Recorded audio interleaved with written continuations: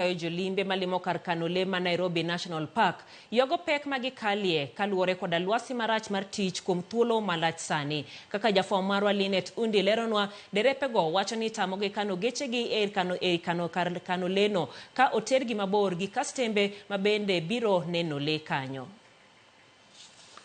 Ma eluwasi mamoko kuom derepe matayo jowuoth matimo limbe magi kar kano lee ma Nairobi National Park osebedo katie. Okinyi ma kawuono, obila mane omanore gi magina nomondo kogwen kendo keto arita mager e bath apaya kama derepe osebedo ka yienge gechegi kuom thuolo mar dweche 4 sani. Today we were very shocked in the morning when we were going inside the park, because sometimes we wait for our visitors at the parking of the park. But today they brought a unit today.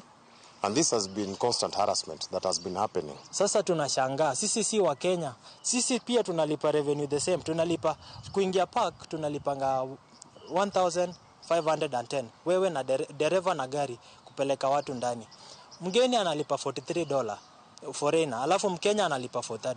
Hiyo group na sisi pia tunalipa the same. Derepego noriembie kar yiengo geche mantiere kar kano lee mondo gimany kama chielo mar chungo nyamburko magi. Tulikuwa tunalipa parking. Tunaambiwa tulipe parking na tupark ndani. Kwa simu yangu sasa hivi nikikuonyesha tuko na messages. Tumelipa parking na haturuhusiwi. Tumelipa kuna parking, tunalipa parking lakini haturuhusiwi. Wale wako pale kuna space yenye inaweza tu accommodate lakini hawajaturuhusu tuingie. They tell us to go park outside near the cemetery areas, something which we don't understand. Why would somebody tell us to go park at the cemetery? And even some members are wondering. Chungi okuyo kaluwore ni kuom thuolo mar dweche 2 sani tich onge kendo osebed kimayo gi customer magi kendo ifuongo nyaka tie nyamburko.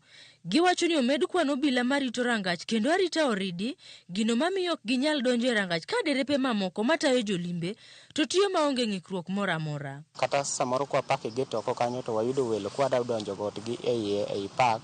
Mawelo be osechulo ushuru e Citizen, kila welo ka wendo osechulo, gari be wasechulo, driver be osechulo mare.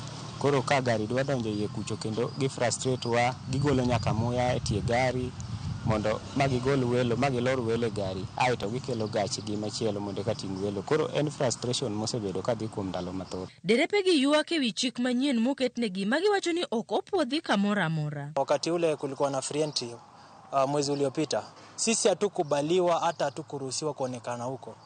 Sisi tulikuwa na familia lakini hatukuweza kuingia kwa sababu ya kuna askari amewekwa hapo wanaambia hii group isiingie hapa. So sisi tuko na familia, kuna watoto wanatutegemea, lakini sasa kuna wale pia wananufaika. Ne watemo yudo duoko mag penjogi kowuok kuom jota Nairobi National Park, kata kamano nonyiso ni jotelo gonge machiegni mar miyo waler ewi derepego.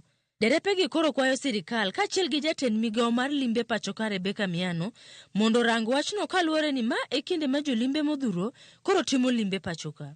What we want inclusivity in being part of the stakeholder in Nairobi National Park.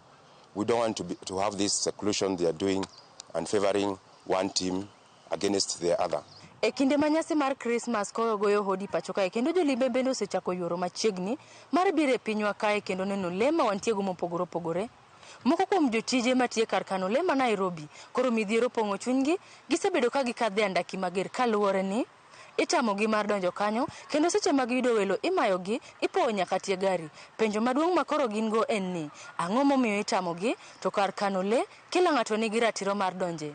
Kwayo maduong' ma koro gin go en mono sirikal odonjre wachno kendo rang maber mar neno ni jotije duto ma pacho kae oyudo ratiro margi e yono makare. Linet Undi, Ramogi TV, Nairobi.